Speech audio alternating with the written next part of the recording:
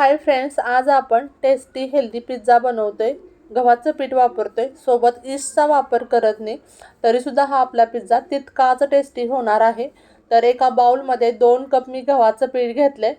त्यानंतर त्यामध्ये 1 चमचाभर तेल घालायचं, चवीपुरतं मीठ आणि अगदी चिमूटभर साखर घालायची। साखरेमुळे काय होतं की आपल्या जो पिझ्झा बेस आहे ते टेस्ट मेंटेन राहते। आणि हे सर्व हाताने व्यवस्थित मिक्स करायचं। आता अर्ध्या चमचालाही कमी बेकिंग सोडा आणि अर्धा चमचा बेकिंग पावडर आणि 2 ते 3 चमचे दही घालून सर्व व्यवस्थित मिक्स करायचं। तर हे असं कॅमेऱ्यासमोर होणं अनिवार्यच आहे, माझ्यासोबत तरी होतच होतं। आणि आता हे सर्व पीठ आणि दही व्यवस्थित मिक्स करून घ्यायचं आणि थोडं थोडं पाणी घालून त्याचा छानसा असा गोळा तयार करून घ्यायचा। तुम्ही मैदा खायला इतका चांगला नसतो, पण आपण कधीतरी खायला काही हरकत नाही, किंवा असे पदार्थ आपण काही रोज रोज वगैरे करत नाही, किंवा तुम्ही ईस्ट जर वापरलं तरी सुद्धा चालतं, कारण शेवटी त्याला सरकारची मान्यता आहे, ते खायचेच पदार्थ आहेत। पण एवढंच आहे की तुम्ही रोज रोज किंवा सारखं सारखं ते खाऊ नये, एवढा एकच त्याचा उद्देश आहे। असं काही नाही की तुम्ही एक दिवस खाल्लं तर फारसं काही फरक पडतो। तर तुम्ही ईस्टसुद्धा वापरून ह्या सेम प्रोसेस तुम्ही फॉलो करू शकता। तर तुम्हाला स्क्रीनवर दिसतंय या पद्धतीने हे पीठ खूप छान पद्धतीने मळून घ्यायचं। आता ह्याचा छानसा असा गोळा तयार झाला की आपण ह्याला तेल लावून अर्धा ते पाऊण तास हे असंच बाजूला ठेवून द्यायचं। तोपर्यंत आपण दुसरी प्रोसेस करूयात। तर इथं मी कढई गरम करायला ठेवलेली आहे। जशी आपण केक बनवताना प्रीहीट करतो, सेम ती प्रोसेस आहे। तर इथं मी पुन्हा 2 मिनिटं हे पीठ मळून घेतलेलं आहे आणि त्यानंतर हे आता आपण हे जे छोटे छोटे गोळे करून घ्यायचे। तर मैदा जर या ठिकाणी असता तर तो खूप फुगला असता। हे गव्हाचं पीठ आहे, त्यामुळे अगदी थोडंसं फुगतं, जास्त काही फुगत नाही, कारण गव्हाच्या पिठात आणि मैद्यात हाच फरक आहे। आता तुम्हाला हवा तेवढा गोळा तुम्ही तयार करून घ्यायचा, पण पिझ्झा बेस हा थोडासा जाड असतो, तो अगदी पातळ चपातीसारखा नसतो। आता मी व्हेजिटेबल कटर घेतले किंवा तुम्ही पोळपाट घेतला तरी चालेल, आणि ह्याची जाडसर अशी मध्यम थिकनेसवाली ह्याची चपाती करून घ्यायची आहे। थोडक्यात आपण हा पिझ्झा बेस आधी तयार करणार आहोत। तर ही प्रोसेस मी पहिल्यापासून अगदी लास्टपर्यंत सांगितलेली आहे पिझ्झाची, त्यामुळे थोडासा व्हिडिओ मोठा झालेला आहे, पण तुम्हाला यामध्ये असं जर तुम्ही पिझ्झा केला तर तुमचा पिझ्झा खूप टेस्टी होणार आहे। सो व्हिडिओ शेवटपर्यंत पाहायचा आहे। आता ही आपली चपाती तयार झालेली आहे। आता आपण जी मॅगी खायचा चमचा असतो काटेरी, त्याने थोडेसे आपण अशी छिद्र करून घ्यायची, जेणेकरून हा जो पिझ्झा बेस आहे तो आपला फुगणार नाही। आता इथं मी एक प्लेट घेतली, त्याला थोडंसं मी तेल लावून घेते, कारण मी हा पिझ्झा आपण कढईत करतोय ओव्हनमध्ये। बऱ्याच जणांच्याकडे ओव्हन अवेलेबल असेल असं नाही, पण कढई मात्र आपल्याकडे असते आणि आपण पिझ्झा खायचा आनंद घरीच घेऊ शकतो। आता हा बेस आधी आपण थोडासा शिजवून घ्यायचा आहे। कढई आपली प्रीहीट झालेली आहे। एक 5 मिनिटं मध्यम गॅसवरती हा जो आपला बेस आहे तो आपण शिजवून घ्यायचा आणि नंतर पुढची प्रोसेस करायची, जेणेकरून आपला हा जो बेस आहे तो कच्चा राहू नये। तो सोबतच गव्हाच्या पिठापासून आपण बनवलेला आहे, सो त्यामुळे थोडंसं आपण ही काळजी घ्यायची आहे।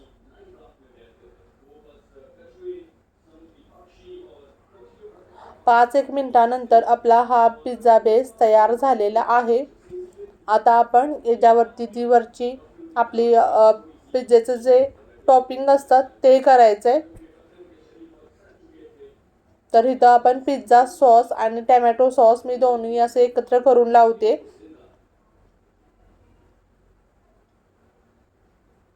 आता सर्व हे जे सॉस आहे तो आपण सर्व पिझ्झा बेसवरती व्यवस्थित पसरवून घ्यायचा, पूर्ण कड्यांना सुद्धा हे लागलं पाहिजे व्यवस्थित। तुम्हाला स्क्रीनवर दिसतंय त्या पद्धतीने जर तुम्ही ओव्हनमध्ये करणार असाल तर तुम्हाला ही प्रोसेस करायची काही सुद्धा आवश्यकता नाही, तुम्ही डायरेक्ट हा करू शकता। आता ह्याच्यावरती काही व्हेजिटेबल आपण घालायचे, तर सगळ्यात आधी मी स्वीट कॉर्न घालते। तर ही स्वीट कॉर्न जे आहेत ते मी शिजवून घेतलेले आहेत। प्रथम आपण मोजरीला चीज वापरतोय. शक्यतो आपण पिझ्झासाठी हेच चीज वापरायचं असतं, त्यामुळे मी हे वापरते. तुमच्याकडे जे अवेलेबल असेल ते वापरलं तरीसुद्धा चालेल, पण ज्यामुळे छान अशी तार सुटते पिझ्झाला. आता आपण भरपूर स्वीट कॉर्नचा वापर करतोय.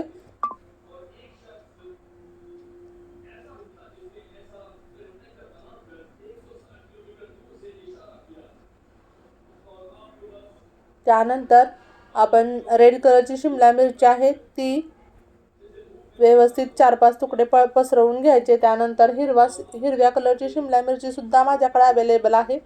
तर असं काही नाही की रेड कलरचीच हवे, पण हे कॅमेऱ्यामध्ये छान दिसण्यासाठी मी रेड कलरची वापरलेली आहे. त्यानंतर कांद्याचे काही तुकडे आणि छान असा आपला हा पिझ्झा सजलेला आहे असं म्हणलं तर चालेल.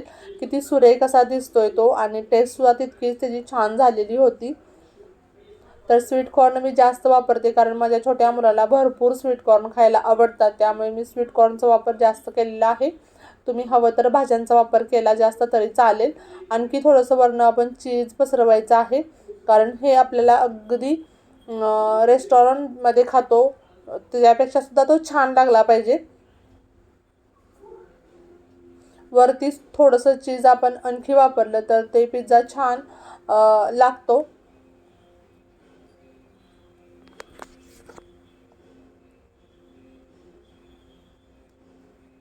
आता आपण ज्यावरती मिक्स हर्ब्स आणि pizza sizzling red chilli flakes वापरायचा आहे. तर आता मी हे साईडनं थोडंसं दुधामध्ये तो ब्रश मी बुडवला आहे आणि तो साईडनं असं मी त्याला लावून घेते, जेणेकरून आपण ज्या वेळेला हा कढईमध्ये ठेवणार आहे पिझ्झा त्यावेळेला तो साईडनं करपू नये.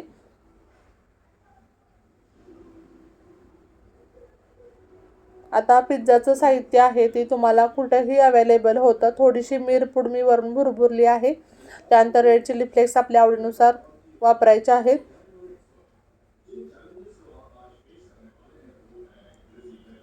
आता आपली हा पिझ्झा आपण बेक करायला ठेवून देऊ. तर हा पिझ्झा कमीत कमी 15 ते 20 मिनटं आपण बेक करायचा आहे.